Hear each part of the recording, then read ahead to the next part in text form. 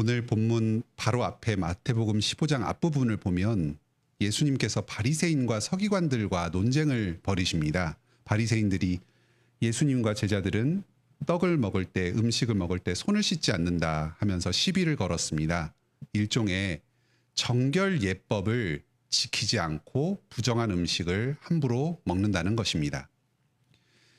이러한 것은 구약의 율법 규정은 아닙니다. 구약의 어디에도 음식을 먹기 전에 손을 씻어서 정결하게 하라, 그런 말씀은 없습니다. 바리새인들이 자체적으로 만들어서 지키는 규칙이었습니다. 이런 자의적으로 만든 규칙들을 장로들의 전통이다 해서 많이 만들어서 지키고 살았습니다. 그러면서 스스로 이런 규칙들을 엄격하게 지키는 자기들을 경건한 사람이다, 경건하게 산다 하고 자부하면서 살았습니다. 그리고 다른 사람들도 이런 규칙을 지켜야지만 하나님 앞에 경건한 사람이다 하고 지킬 것을 강요했습니다.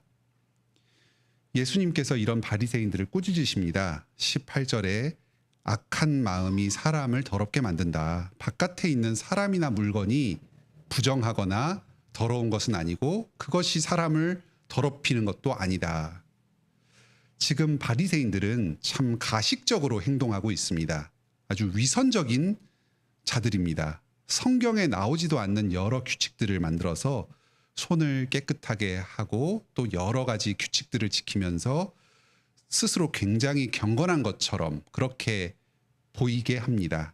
하지만 정작 스스로의 마음속에서는 많은 죄를 지으면서 부패하게 살아가고 있습니다. 지금 예수님은 이 바리새인들에게 말씀하시는 것입니다. 어서 빨리 회개해라. 마음으로 변화를 받아라. 지금 너희를 더럽히는 것은 너희 밖에 있는 부정한 존재가 아니라 너희 마음 속에 있는 그 부패한 마음이다. 악한 생각들이다. 어서 빨리 하나님을 믿고 예수 그리스도를 믿어라. 촉구하고 계십니다. 그런데 21절을 보면 그 논쟁을 마치신 다음에 거기서 나가서 두로와 시돈 지방으로 떠나십니다.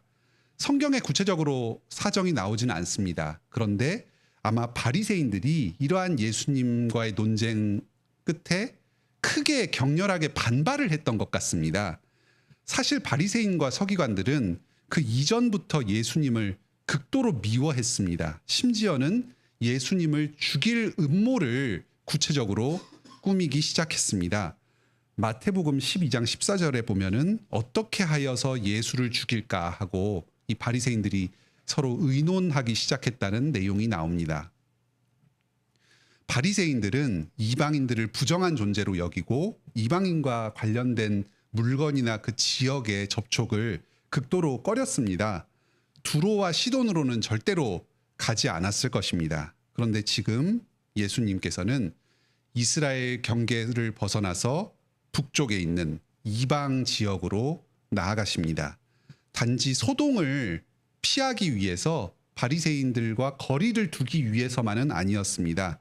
이방인을 향한 하나님의 뜻을 전하기 위해서 다음 사역지로 두로와 시돈 지방을 선택하신 것입니다. 오늘 말씀에서는 예수님께서 이 두로와 시돈 지방에서 가나안 여인과 있었던 일을 듣겠습니다. 이를 통해서 구원은 오직 예수 그리스도를 믿는 믿음으로 받는다는 사실을 분명히 깨닫도록 하겠습니다. 또한 하나님의 구원 계획은 단지 이스라엘을 향한 것이 아니라 모든 이방인들과 온 세상 사람들을 향하신 것이라는 사실을 배우도록 하겠습니다.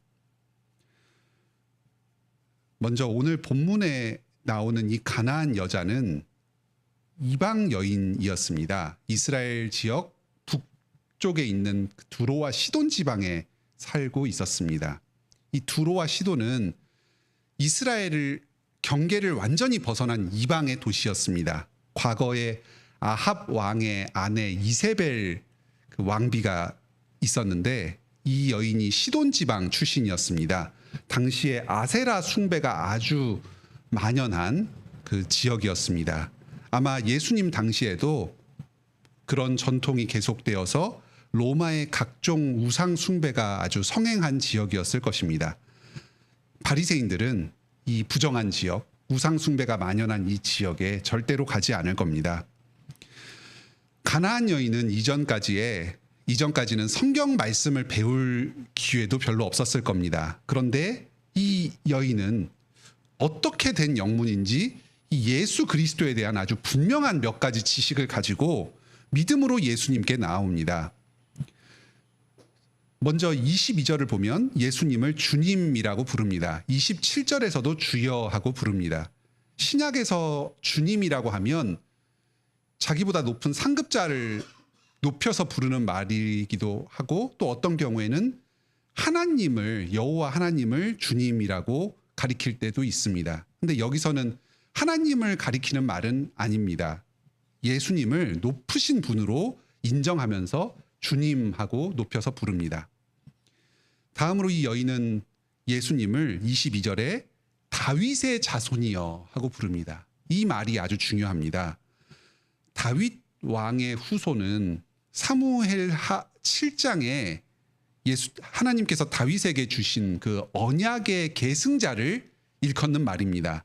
이스라엘의 왕이다, 메시아다 하는 그런 의미로 쓰이는 용어입니다. 어떻게 이 사실을 듣게 되었는지 모르지만 이 여인은 예수님의 다윗의 후손으로 이 땅에 오신 메시아라는 사실을 알고 있었습니다. 지금 예수님을 다윗의 후손이여라고 부르면서 이스라엘의 왕이여, 메시아여 하고 부르고 있는 것입니다. 그리고 이어서 22절에 나를 불쌍히 여기소서 내 딸이 귀신 들렸나이다 고백합니다. 바로 예수님이 귀신을 내어 쫓을 수 있는 권세를 가지신 분으로 굳게 믿고 있습니다. 이 여인의 이 믿음이 매우 중요합니다. 앞서서 마태복음 12장 후반부를 보면 예수님께서 귀신을 내어 쫓으시는 사역을 하십니다. 그때에 바리새인들이 예수님을 가리켜서 바알세불의 힘을 빌어서 귀신을 내어 쫓는다, 헛소문을 냅니다. 이 바리새인들의 헛소문이 굉장히 큰 죄입니다. 예수님이 하나님의 아들이시라는 게 우리가 믿고 붙잡아야 할 복음 진리입니다. 우리는 이 사실을 분명하게 듣고 배울 때만 그 가운데에서 믿음을 갖고 구원을 얻을 수가 있습니다. 그런데 지금 이 바리새인들은 예수님이 귀신에 부하다, 귀신에 속한 자다 하고 거짓 소문을 퍼뜨리면서 이 바른 복음을 왜곡하고 훼손시키고 있는 것입니다. 이것은 다른 사람들이 복음을 들을 기회를 차단하는 것이고 믿음과 구원으로 나아가는 것을 방해하는 일입니다. 바로 신약에서 그토록 경계하는 거짓 선지자로서, 이단으로서 복음을 변질시키는 이런 일을 이 바리새인들이 하고 있는 것입니다. 이것이 바로 이들이 범한 성령을 회방하는 죄의 본질입니다. 복음을 변질시키는 것입니다. 반면에 지금 가나안 여인은 예수님을 다윗의 자손이요 메시아라고 고백하면서 동시에 귀신을 내어 쫓을 권능이 있는 분으로 믿고 고백하고 있습니다. 바로 예수님의 이 귀신을 내어 쫓는 권능이 하나님께로부터 온 것이라는 걸 분명히 믿고 있습니다. 예수님을 왕으로서, 그리고 그 왕적 권세를 가지고 귀신을 내어 쫓는 분으로서 그렇게 인정하고 있습니다. 또한 가나안 여인의 믿음을 더 살펴볼 수 있는 내용이 뒤에 더 나옵니다. 25절에 이 길에서 예수님께 절을 합니다. 엎드려서. 한 번 거절을 당했지만 예수님을 높으신 분으로 인정하면서 다시 도와달라고 간청합니다. 겸손하게 자기를 낮추면서 예수님께 절대적으로 의존하는 모습을 보입니다. 마지막으로 27절에서는 개들도 제 주인의 상에서 떨어지는 부스러기를 먹는다 하면서 예수님께 다시금 자비를 구합니다. 이건 비유적인 표현입니다. 문맥상으로 보았을 때 예수님께서 유대인의 왕으로 비록 오셔서 그 하나님의 자녀들에게 먼저 은혜를 베푸시지만 이방인들로 결코 외면하지 않으시고 그 은혜를 베풀어 주신다. 예수님께서 왕으로 베푸시는 이 은혜는 유대인에게만 국한된 것이 아니라 이방인에게도 흘러나간다 하는 그러한 의미입니다. 이 여인은 지금 예수님을 자비로우신 왕으로 믿고 있습니다. 유대인뿐만 아니라 이방인에게도 은혜를 나누어 주는 그런 하나님의 왕으로 그렇게 믿고 있습니다. 이렇게 가나안 여인에게서 5가지 정도의 믿음의 요소가 발견됩니다. 예수님을 높으신 분으로 인정합니다. 또 다윗의 자손이요 메시아로 고백합니다. 귀신을 내어 쫓을 수 있는 권능을 지니신 분으로 고백합니다. 스스로를 겸손하게 낮추면서 예수님의 도움에 절대적으로 의존하는 믿음을 보입니다. 또 예수님을 이방인들에게도 오신 분으로, 이방인들에게도 자비를 베푸시는 자비하신 분으로 신뢰하고 있습니다. 예수님께서는 이 여인의 믿음을 크게 칭찬하십니다. 여자여, 네 믿음이 크도다. 그리고 그 딸의 귀신을 내어 쫓으시고 병을 치유하여 주셨습니다. 여기서 무엇이 큰 믿음입니까? 먼저 예수님이 누구신지에 대한 정확한 지식입니다. 예수님을 다윗의 자손으로 하나님께서 보내신 이스라엘의 왕으로 고백합니다. 권능이 있는 분, 귀신을 다스리는 분이시면서 동시에 이방인에게도 자비를 베푸시는 분으로 정확하게 고백하고 있습니다. 또 이렇게 알고 있는 그 예수님에 대한 이 단순한 지식을 아주 굳게 붙들고 신뢰했습니다. 주님하고 예수님을 높이고 또 엎드려서 절하면서 자기를 겸손하게 낮춥니다. 그러면서 예수님의 은혜만을 간절히 구하였습니다. 실제로 예수님께서 왕 되시고 이 귀신을 다스리는 권세를 가지고 계신 분이라는 걸 굳게 믿었기 때문에 이러한 반응이 자연스럽게 나오게 되었습니다. 지금 이 본문에서는 이 가나안 여인과 바로 앞에 나왔던 바리새인들이 아주 선명하게 대비를 이루고 있습니다. 바리새인들은 구약 성경을 잘 알고 있는 전문가들이었습니다. 구약을 베껴 써서 필사해서 성경의 사본을 제작하는 게 이 서기관들의 주된 임무였습니다. 그리고 그것에 대한 정확한 해석을 제공하는 것이 율법학자들의 임무였습니다. 성경의 작구를 정확하게 알고 그 의미를 풍부하게 해설하는 것이 이 바리새인들의 주된 임무였습니다. 이 사람들은 성경의 많은 부분을 줄줄줄줄 소리로 암기하던 사람들이었습니다. 하지만 이 사람들은 예수 그리스도가 하나님의 아들이시란 사실을 믿지 않았습니다. 성경의 모든 증거와 지금 현상으로 나타나는 모든 증거가 예수 그리스도의 주되심을 가리키는데도 그 사실을 애써 부정합니다. 오히려 예수님을 사탄의 세력으로 몰고 갑니다. 예수님을 시기해서 죽이려고 음모를 꾸밉니다. 이 사람들이 가지고 있었던 수많은 성경 지식이 이 바리새인들을 구원으로 인도하지 못했습니다. 이 사람들은 겉으로는 여러 종교적인 규칙들을 지키면서 하나님을 잘 믿는 경건한 사람처럼 행동했습니다. 하지만 그 모든 것들은 위선이고 가식이었습니다. 이들은 진심으로 하나님을 경외하지도 않았고 그 하나님의 약속의 말씀이 실제로 이루어질 것이라고 생각하지 않았습니다. 다윗의 자손에 대한 예언은 잘 알고 있었지만 실제로 그 다윗의 자손이 오리라, 당대에 오리라는 믿음은 없었습니다. 오늘날 우리의 신앙을 돌아봅시다. 우리의 믿음은 가나안 여인에 더 가깝습니까? 아니면 바리새인에 더 가깝습니까? 예수님에 대한 많은 지식을 우리는 가지고 있습니다. 또 크리스천으로서의 외양을 갖추고 살아가고 있습니다. 그런데 우리 가운데에 예수님을 진정 하나님의 아들로 온 세상을 다스리는 능력과 권세를 지니신 분으로 진정으로 확신하는 믿음이 있습니까? 정말로 우리가 예수님을 왕으로 메시아로 믿는다면 그 우리의 믿음이 겉으로 드러나게 될 것입니다. 먼저 우리는 무엇보다도 기도할 것입니다. 우리가 우리의 현실적인 문제들을 예수님께 해결해 달라고 간청할 것입니다. 우리를 도우실 분은 바로 예수님이시기 때문입니다.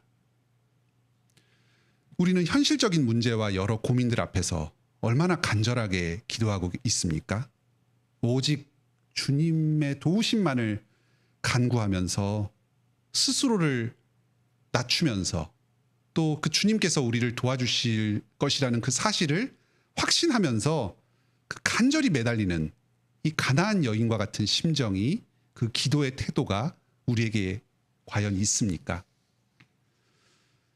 또한 우리가 예수님을 메시아로 진정으로 믿는다면 우리는 순종할 것입니다. 세상과 타협하지 않고 말씀의 원칙을 항상 지키면서 살아갈 것입니다. 가나안 여인과 같이 자기를 부인하고 엎드리면서 온전히 주님께 복종하는 심정이 우리에게 있습니까? 큰 믿음은, 예수님께서 이 가나안 여인을 칭찬하신 이 큰 믿음은 그리스도에 대한 확실한 지식과 굳은 신뢰입니다. 우리는 모두 어느 정도는 바리새인과 같은 믿음의 부족함을 가지고 있습니다. 대충은 알지만 확실히 알지 못하고 우리의 내면화가 되지 못했습니다. 또 우리가 굳게 신뢰하지를 못합니다. 이 시간 주님께서 이 말씀을 들을 때에 우리를 회개케 하시고 더욱 큰 믿음으로 나아가게 하시기를 구합니다. 오늘 본문에서 우리는 한 가지 의문스러운 점이 있습니다. 왜 예수님께서는 이 가나안 여인의 요청을 한 번에 곧바로 들어주시지 않으시고 왜 이렇게 여러 번 거절하다가 응답하여 주신 걸까요? 더욱이 그 거절의 과정에서 26절에 자녀의 떡을 취하여 개들에게 던짐이 마땅치 않다, 이런 식으로 표현하신 것은 이 가나안 여인과 같은 이방인을 개에 빗댄 것입니다. 이것은 너무나도 모욕적인 표현이 아닙니까? 어떻게 예수님께서 이렇게 사람을 면전에 두고 극단적인 표현을 사용하신 건가요? 이런 것이 이 본문을 우리가 확실하게 이해하는 데 장애가 됩니다. 먼저 한 가지 중요한 것은 예수님께서 처음에 24절에 이 여인에게 답변하실 때 나는 이스라엘 집에 잃어버린 양 외에는 다른 데로 보내심을 받지 않았다, 이렇게 말씀하신 것은 가나안 여인에게 직접적으로 하신 말씀은 아닙니다. 1차적으로 제자들에게 하신 말씀이고 그 옆에 있던 가나안 여인은 그 제자들에게 하신 말씀을 함께 들었던 겁니다. 먼저 23절에서 여자가 계속해서 주님께 울부짖으면서 간청을 할 때에, 그 소리를 지를 때에 예수님께서는 가장 먼저는 침묵으로 일관하십니다. 그런데 곁에 있던 제자들이 이렇게 말합니다. 여인이 계속 귀신을 내쫓아달라고 소리를 지르니까 참 시끄럽습니다. 빨리 저 여인을 보냅시다. 예수님에게 말씀합니다. 이것은 저 여인을 그냥 내쫓아버리자, 이런 얘기가 아닙니다. 여인의 소원을 저렇게 시끄럽게 간청하는데 빨리 들어줘가지고 귀신을 내쫓고 어서 저 여인이 제 갈 길 가도록 그 소원을 들어주자는 그런 요청입니다. 이 여인을 거절하려고 했으면 제자들이 직접 나서서 그 여인을 상대로 꾸짖거나 아니면 멀리 물리력을 사용해서 몰아내거나 했을 것입니다. 그런데 예수님께 어서 보냅시다 하는 이야기는 저 여인의 소원을 들어달라는 이야기입니다. 이러한 제자들의 청에 대해서 예수님께서 지금 대답하시는 것입니다. 나는 이스라엘의 왕으로 와서 이스라엘 집에 잃어버린 양들을 찾으러 왔다. 지금 이 가나안 여인과 나누는 대화는 단지 이 여인과만 개인적으로 대화를 나누시는 것이 아닙니다. 주변에 있는 제자들을 이 대화의 과정에서 깨닫도록 하려는 어떠한 메시지를 가르쳐 주려는 의도가 이 대화에 상당히 포함이 되어 있습니다. 이 상황 전체를 통해서 이 여인과의 대화의 과정을 통해서 이 제자들에게 앞으로 이 제자들이 감당할 사명이 무엇인가 이것을 전달하시려는 의도를 가지고 지금 이 대화를 이끌어 가십니다. 이러한 배경을 알고 이 말들을 보아야지 왜 이렇게 표현을 하셨는지를 깨달을 수가 있습니다. 먼저는 이 제자들에게 지금 1차적으로 감당해야 될 사명이 이스라엘의 구원에 있다는 것을 분명히 하십니다. 지금 바리새인들이 탄압을 가하고 있는 중입니다. 이스라엘에서 복음을 전하는 데에 큰 장애가 따르고 있습니다. 하지만 그러한 탄압이 아무리 거세다고 하더라도 이 복음을 전하는 사역 가운데에 어떠한 장애가 초래되더라도 지금 예수님과 제자들은 계속해서 이스라엘 땅에서 복음 전파 사역을 감당해야 합니다. 그것이 바로 이스라엘의 왕으로 오신 예수님께 1차적으로 맡겨진 일입니다. 그런데 그것이 다는 아닙니다. 복음 전파의 사명은 앞으로 이방인에게까지 계속해서 확대될 것입니다. 장차 제자들은 온 유대와 사마리아와 땅끝까지 이르러서 모든 족속으로 제자를 삼아야 합니다. 그 일이 미리 준비되도록 지금 이스라엘의 복음을 전하는 이 과정에서도 미리 그 궁극적인 목표를 가르치시면서 제자들의 마음을 준비시키기 위해서 지금 이 가나안 여인과 대화를 나누시는 것입니다. 여자가 제차로 예수님께 요청을 합니다. 의도적으로 다소 듣기 거북한 말씀을 하십니다. 자녀의 떡을 취해서 개에게 던짐이 마땅하지가 않다. 당시에 유대인과 바리새인들이 하던 말이었습니다. 이스라엘은 하나님의 자녀라고 이야기하면서 스스로를 높이는 반면에 이방인들은 종교적인 차원에서 개와 같은 짐승에 불과하다. 이런 식으로 좀 멸시하고 하대했습니다. 예수님을 다윗의 자손이다 하고 고백한 이 여인은 유대인들의 풍습이나 인식에 대해서 어느 정도 알고 있었을 겁니다. 평소 유대인들이 자기를 신앙적으로 짐승 취급을 한다는 사실을 잘 알고 있었습니다. 그래서 우리가 생각하는 것보다는 아마 심리적인 타격을 그렇게 심하게 받지는 않았을 것입니다. 그게 유대인들의 일반적인 인식이었다는 걸 이미 아는 상태였기 때문입니다.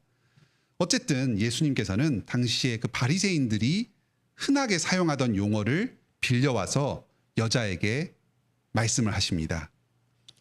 이것은 일종의 테스트입니다. 가나안 여인의 믿음이 얼마나 큰지를 부각시키기 위해서 말씀을 하신 것입니다. 그래서 주변에 있는 제자들을 부끄럽게 만들고 더 멀리는 바리새인들까지 이 여인의 믿음을 보면서 부끄럽게 만들려는 의도가 있으셨습니다. 그동안 너희가 멸시하던 이방인, 개 취급하던 이 이방인 가운데에서 이렇게 큰 믿음을 가진 사람이 있다. 앞으로 제자들은 이런 이방인들에게 나가서 복음을 전해야 한다. 아직은 때가 아니지만 앞으로는 그렇게 할 것이다. 바리새인들도 이방인들에 대해서 더 넓은 생각을 가져야 한다. 하나님 앞에서 먼저 된 자가 나중되고 나중된 자가 오히려 먼저 될 것이다. 이런 가르침을 주시기 위해서 의도적으로 좀 심한 말씀을 하시면서 이 여인의 반응을 아주 순전한 믿음의 반응을 이끌어내신 것입니다. 정리하자면 이 예수님의 과격해 보이는 거절의 말씀은 가나안 여자의 믿음이 얼마나 큰지를 드러내고 이 여인을 더 높이기 위해서 주님께서 말씀하시는 일종의 좀 언어적인 기술이었습니다. 가나안 여인을 크게 칭찬하시면서 결국 그의 청을 들어주신 것에서 예수님의 의도가 잘 드러납니다. 하나님께서 이렇게 유대인뿐만 아니라 이방인들까지도 복음으로 부르시고 구원하신다는 이 사실은 창세 전부터 계획되었던 하나님의 비밀에 속한 일이었습니다. 구약 성도들 중에 어느 누구도 이 하나님께서 이방인들을 구원하시리라는 사실을 분명히 깨닫지 못하였습니다. 이 어렴풋하게 복음에 감추어졌던 내용이 예수 그리스도를 통해서 또 사도들을 통해서 분명하게 증거됩니다. 에베소서 3장 6절에서 바울 사도는 이방인들이 그리스도 안에서 함께 상속자가 된다. 함께 교회의 지체가 된다. 함께 하나님의 약속에 참여한다. 이것이 바로 그리스도의 비밀이다. 이렇게 가르쳐 줍니다.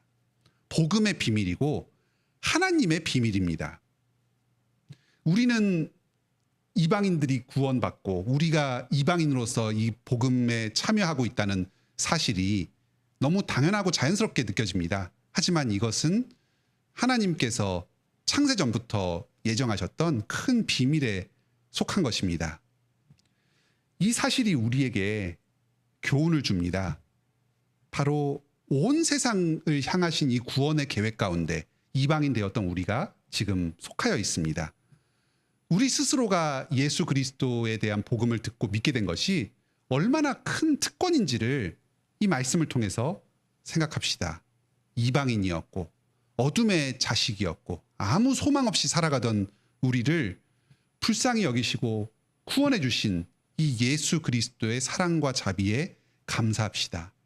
바로 우리들을 향하신 사랑, 바로 나를 향하신 사랑이 이 가나안 여인과의 대화의 과정에서 벌써 예수님의 마음 가운데 자리하고 있었습니다. 이 가나안 여인을 향하신 그 자비를 바로 우리가 입었습니다. 또 하나님께서는 우리 모두를 모든 민족에게 복음 전하는 제자로 삼아 주십니다. 우리에게도 온 세상 사람들에게 복음을 전할 사명이 맡겨져 있습니다. 지금 당장 우리에게 맡겨주신 1차적인 사명이 있습니다. 우리에게는 1차적으로 우선해서 섬겨야 될 가정이 있고 교회가 있습니다. 또 직장이 있습니다. 그리고 우리 주변에 있는 여러 친구들과 친지들이 있습니다. 예수님께서 먼저 이스라엘의 왕으로 부름받으신 것과 비슷합니다. 우리는 1차적으로 가정에서, 교회에서, 직장에서 우리에게 맡겨진 그 자리에서 감당해야 될 역할이 있습니다. 우리는 우리에게 맡겨진 이 사람들을 잘 섬겨야 합니다. 우리에게 맡겨진 그 1차적인 직분을 잘 감당하는 것을 통해서 우리는 하나님을 섬기고 또 온 세상 사람들을 섬깁니다. 하지만 그와 동시에 우리는 항상 온 세계의 사람들을 마음에 품고 사랑해야 합니다. 내 가정, 내 교회, 내 직장, 내 직분에 충성하다 보면 자칫 잘못하다 보면 가족 이기주의, 교회 이기주의, 직장 이기주의에 빠질 수 있습니다. 그렇게 되어서는 안 됩니다. 그 바깥에 있는 외인들, 이방인들도 항상 마음에 품고서 그들을 위해서 사랑으로 기도해야 합니다. 또 그리고 기회가 될 때마다 복음을 전하며 또 섬길 수 있는 길을 찾아야 합니다. 요즘은 평균 연령이 길어지면서 인생 후반전을 은퇴 후에 그 계획하는 것이 좀 필수적이 되었습니다. 장차 주님께서 우리가 지금 감당하고 있는 이 현재의 가정과 직장에서의 의무에서 풀어주실 때가 있습니다. 그러면 우리가 지금까지 섬기던 것보다 더 넓은 교회와 또 사회를 위해서 또 열방을 위해서 봉사할 수 있는 기회가 올 것입니다. 이제 그때에 그런 봉사의 사역을 잘 감당할 수 있도록 미리 지금부터 마음의 준비를 하고 기도하면서 계획을 세울 수 있으면 좋겠습니다. 오늘은 이 가나안 여인의 믿음을 통해서 크게 두 가지 말씀을 배웠습니다. 먼저 가나안 여인의 이 큰 믿음을 본받읍시다. 예수 그리스도에 대한 확실한 지식과 굳은 신뢰로 나아갑시다. 다음으로 이 가나안 여인까지도 사랑하시는 이 예수 그리스도의 구원의 계획, 열방을 향하신 구원의 계획에 우리 또한 동참합시다. 온 세상 만민을 사랑하며 복음 전하는 일에 어떤 식으로든 쓰임 받도록 기도하며 준비합시다. 이 예수 그리스도 안에서 사랑받고 또 그 사랑을 함께 나누는 복된 삶을 사시기 바랍니다.